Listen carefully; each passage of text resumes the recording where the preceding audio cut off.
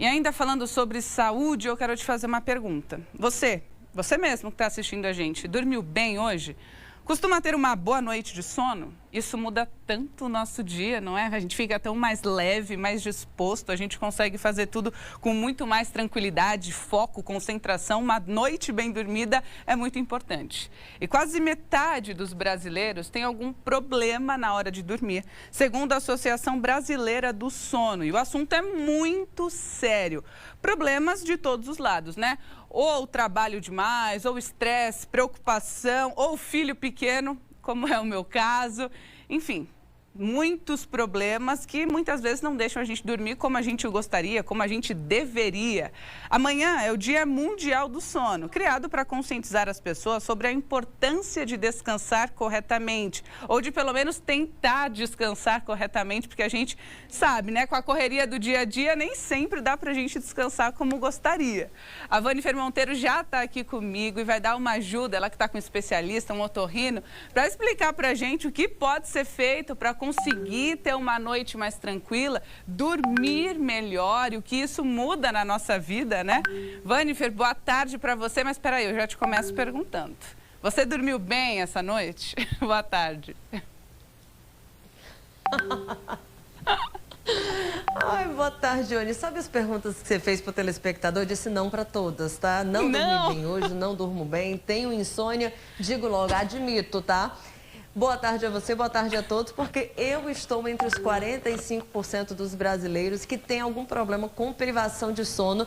45% é muita gente, né, Ione? Olha, você deve estar achando estranho que eu estou aqui sentada num lugar bom, é porque eu estou num consultório médico com um médico especialista no sono, já fazendo a minha consulta, né? E ajudando, é claro, todo mundo que tem esse problema também. Uma boa tarde, doutor Sérgio Trindade.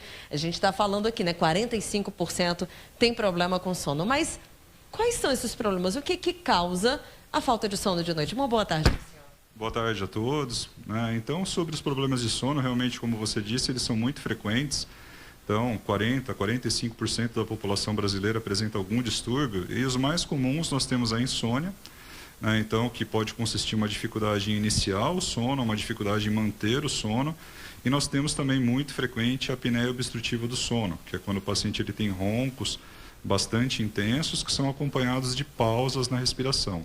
Então, essas são condições muito frequentes que acontecem, né, de uma forma muito importante dentro da população brasileira. Uma coisa, doutor, eu queria saber quais são as consequências disso. As consequências no dia que se dorme mal, porque existem essas consequências a curto prazo, mas também podem ter consequências muito graves para a saúde, né? Sim, com certeza. Então, se a gente pensar no curto prazo, uma noite de sono mal dormida, ela vai acarretar no dia seguinte em cansaço, fadiga, sonolência excessiva, irritabilidade. Então, acho que todos nós já experimentamos uma noite mal dormida e as consequências, né, são agudas, né? No dia seguinte nós já podemos perceber isso.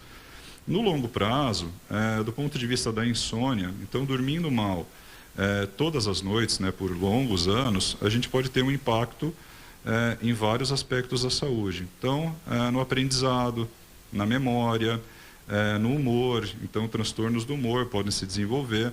E uma coisa bastante importante também, tanto a insônia quanto a apneia obstrutiva do sono, elas têm efeitos para a saúde em geral, principalmente a saúde cardiovascular. Então, desenvolvimento de hipertensão, alterações cardíacas, maior risco de infarto, de derrame. E do ponto de vista metabólico também as questões. Existe uma associação com diabetes, com alterações nos lipídios, então obesidade. Então são alterações bastante frequentes aí que a gente pode ter associado aos distúrbios do sono. Doutor, mas é claro, tem tratamento, né? Que tratamento é esse? O senhor falou com muita ênfase, inclusive, da apneia. Quais são os tratamentos para que a pessoa não chegue, nesse caso, né, de problemas cardiovasculares, por exemplo? Bom, do ponto de vista da insônia, o tratamento, né, a boa notícia é que nós temos tratamento. Então, os medicamentos eles devem ser usados com bastante cautela, né, com bastante parcimônia. Então, a gente tem medidas de higiene do sono. Então, tem um horário regular para dormir, evitar o uso de smartphones, de telas, principalmente aí 1 hora, 2 horas antes do sono. Difícil, viu, doutor? Isso é difícil, né? Hoje em dia, né? Com a vida agitada, a gente está sempre, né, online, né? Então isso acaba dificultando. Então evitar o consumo de cafeína depois do almoço, atividade física muito intensa, próxima à hora do sono, isso pode atrapalhar, né? Então, são algumas dicas que a gente tem em relação à parte da insônia. Com relação à parte da apneia, né, a gente tem uma série de tratamentos, com desde medidas comportamentais também, de hábitos de vida saudável, perda de peso, atividade física, enfim.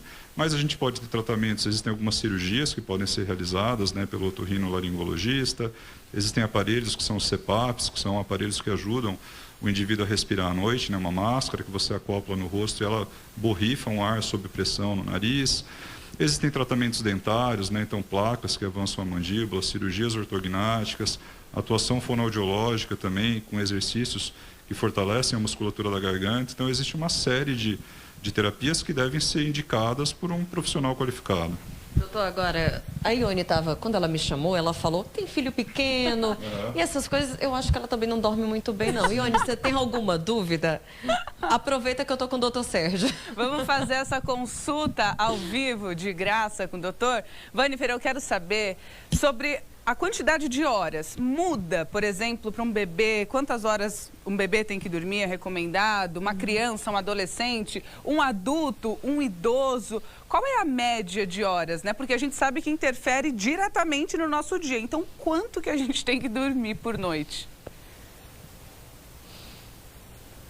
A Ione tá preocupada com o filho dela, o Kim também, viu? Tá perguntando quantas horas uma criança pode dormir à noite, mas também um adolescente, um adulto, como é o caso da gente. Tem uma média de horas, a gente sempre escuta falar, né? Inclusive, que são 8 horas. É difícil conseguir dormir 8 horas todas as noites. Isso muda, doutor, com a idade? Não, com certeza, né? Então, uma coisa importante a gente falar é que nas crianças também nós podemos ter distúrbios do sono, que são prevalentes também, tanto ronco, apneia, insônia também pode acontecer. Na infância, geralmente lá um bebê ele precisa dormir 14, 16 horas por dia, né? Então é um sono polifásico que a gente chama. Isso, quando ele vai crescendo, existe uma diminuição da necessidade de sono. Então ele passa aí de 14 horas para 12 horas, para 10 horas, né? No adolescente, geralmente algumas 10 horas é o que é mais ou menos preconizado. E a partir da idade adulta, a gente tem esse número médio, que é de 8 horas. Mas é importante frisar que mesmo alguns indivíduos adultos, eles podem precisar de mais horas de sono para sentir que o sono é reparador. Então, 9 ou 10 horas. Por outro lado, existe o que a gente chama dos dormidores curtos, que com 6, 7 horas de sono já estão revigorados. Mas é importante. Depende da pessoa? Sim, existem o que a gente chama dos cronotipos, né? Mas vamos colocar aqui numa média, 8 horas de sono para o indivíduo adulto é algo que é importante para a saúde das pessoas. Muito obrigada. Quero dizer que fiquei com inveja dos adolescentes que têm que dormir 10 horas, tá? Faz muito tempo que a gente não sabe o que é isso, né, não, Ione? Mas, ó, seguindo a dica do doutor, já passou de meio-dia, nada de cafezinho agora de tarde, tá bom? Para dormir bem. É isso, doutor? Nada de cafezinho. E olha só, eu não sei qual foi a última vez que eu dormi 8 horas. Numa noite, por exemplo, 8 horas seguidas, isso é difícil, hein?